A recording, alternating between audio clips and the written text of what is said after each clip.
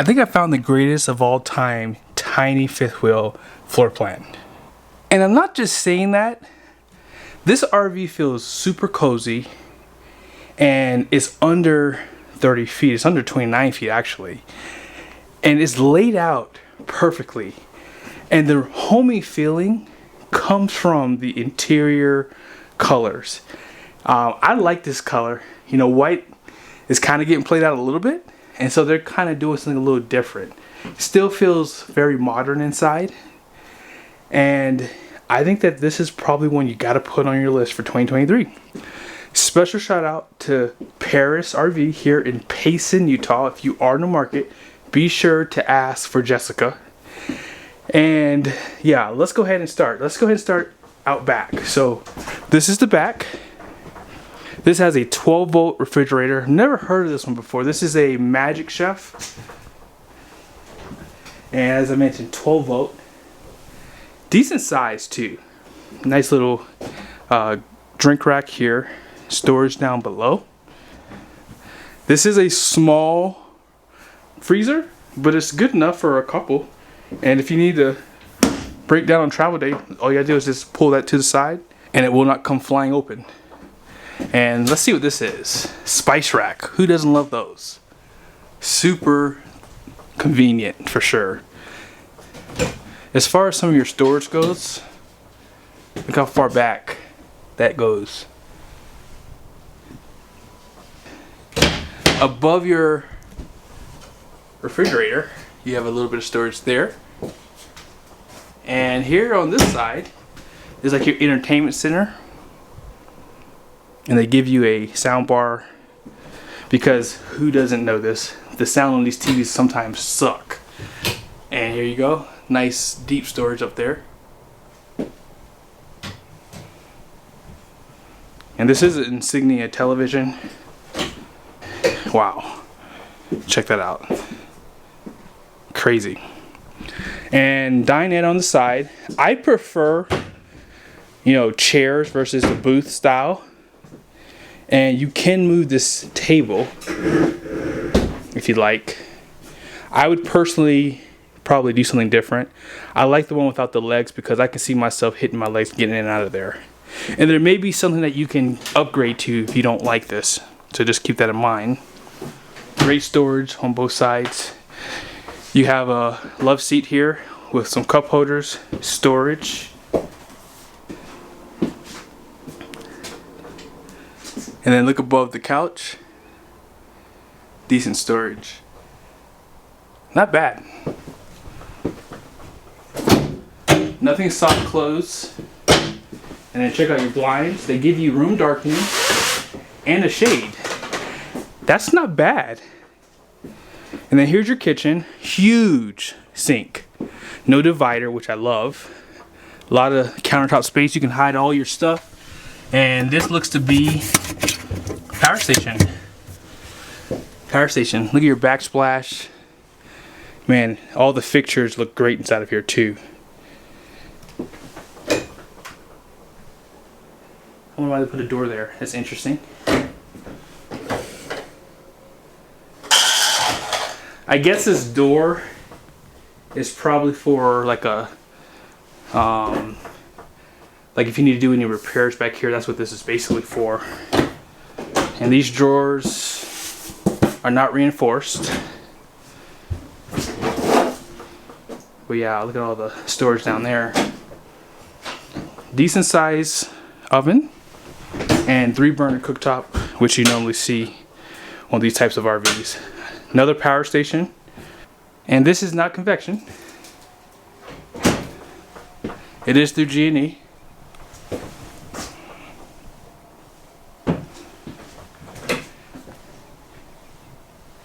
Yeah, this is well thought out. Well thought out. And then one more time, has that homey feel. They do provide a fan on the roof there. Coleman Mach AC unit. And then here's your control panel. Looks like it is Bluetooth capable. And then check out your bathroom. under counter sink. Nice design. They have a pocket door for this area too. Porcelain toilet. Max air. Now let's see if we can turn some lights on here. There you go. See a little bit better. Wow. I don't know if you can use this because if something falls down there, oof, it'd be hard to get it. And then 2-piece shower. And this does have the shower miser, by the way. And yeah, I think you have just enough storage to keep anyone happy. Is it like herringbone on the walls too? That looks nice. My wife loves herringbone. And they do provide a regular door for the master bedroom. Right below here, this is your breaker box and fuses. You can turn the bedroom lights on from the control panel too. So this is the other slide, and it's basically a wardrobe.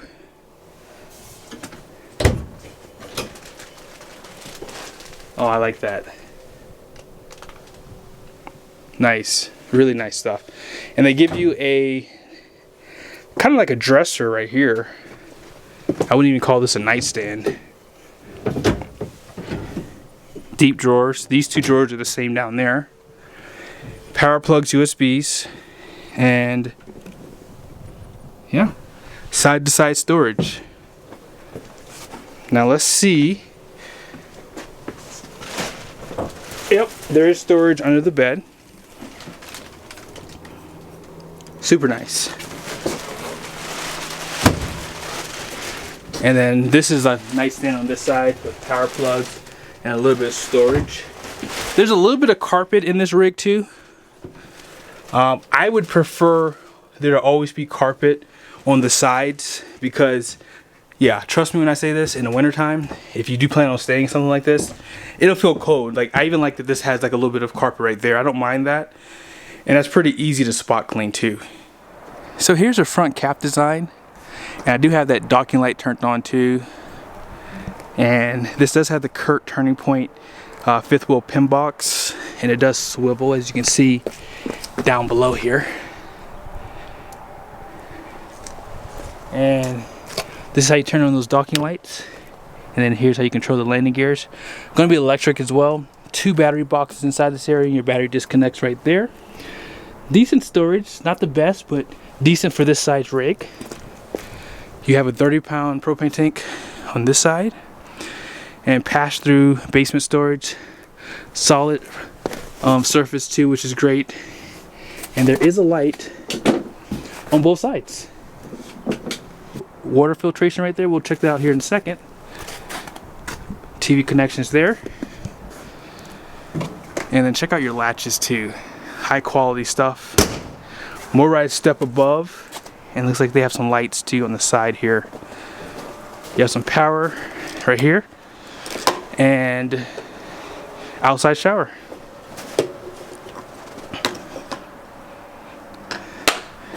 Nice size windows on this side. Huge awning with LED lights down below. Goodyear endurance tires, and these are going to be E-rated. And here are the capacities for this tire. It's going to be 3,420 pounds, 80 psi's, ST235 8016, nitrogen filled. And this is actually on torsion axles, I believe. Yeah, those are torsion. Spare tires back here. You have electric jacks in the rear. 6-gallon Suburban water heater, and I think it has like a 9-minute recovery. And check this guy out. I love to have an outside refrigerator so you can bring extra stuff with you. Great that they give this to you from the factory. Outside speakers, and they do give you a rack and a additional place to actually haul something down there. I don't think you can tow with it, but I'm surprised that they do that. They gave you both. Interesting.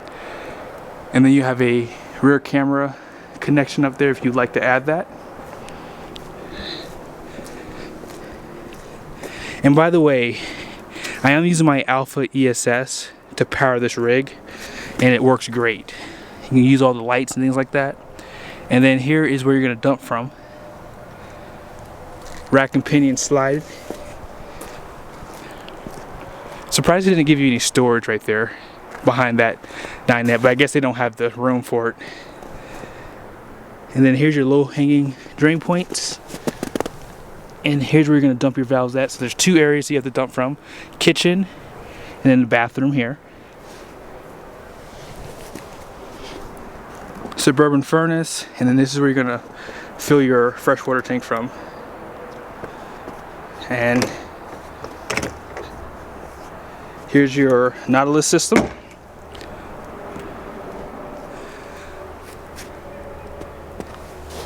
And yeah, that is a water filtration right there. Pretty cool.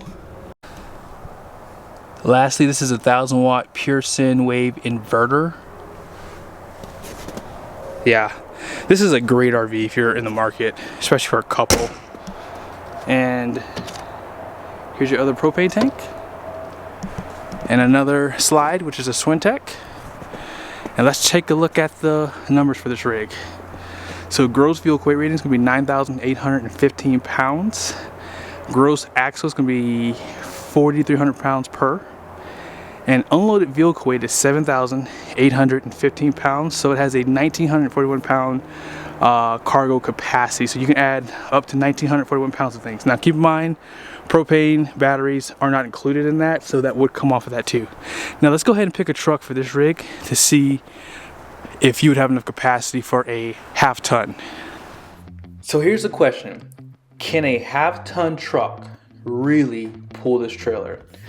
And I don't know, but we're gonna find out here in a second. So what I'm gonna do is, I'm gonna take this hitch weight online. This is considered a dry hitch weight. And I'm gonna divide it into the number online. So if you take 1215 and divide it into 7764, that's gonna give you 15%. So I'm gonna round that off to 16%, but here's something else. As I mentioned in the video, batteries and propane are gonna be empty on this trailer. So I'm gonna add 2% to this because I feel as though 16% is kind of low for a fifth wheel. And based off some of my subscribers, they've told me that when they got their small fifth wheels weighed, they came in closer to 1,700 pounds when it was showing about this for hitch weight. So here's the truck information right here. I did a video on this exact build and I'll put it here for you guys. And what I'll do is I'll put it at the end of this video for you. So if you want to watch that video to get a better idea of that truck, it'll be there for you. So I'm going to assume a couple and a dog, 200 pound male, 135 pound female, 60 pound dog, 250 pounds for cargo. Now typically you have to use a fifth wheel hitch, obviously, but I'm going to assume a Reese goose box, which is basically a gooseneck pin box. And as far as this weight goes, this is a total of 645 pounds for passengers and gear. That's going to come off of your payload here. So this truck is actually max tow, and you will find out in that video what that means. So it's going to up a couple of these numbers for you to actually help you tow a little bit bigger trailer. So even with that being said, you only have 1,275 pounds available for your hitch weight for your trailer. So you guys saw that the dry hitch weight was 1215. So we're not going to use it obviously because that's not a real number. If you figure 18% of this number, that's going to give you 1,417 pounds. So right out of the gate, you're going to be over with this type of setup. I don't think there's really a fifth wheel with a GVWR above 7,500 pounds that a half-ton truck can tow. There are some Ford F-150s that do have 2,500 pounds of payload, but they are very hard to find, and typically you have to specially order that truck, and it's going to be an extended cab. It won't be a crew cab, so just keep these things in mind. But here's the truck I recommend.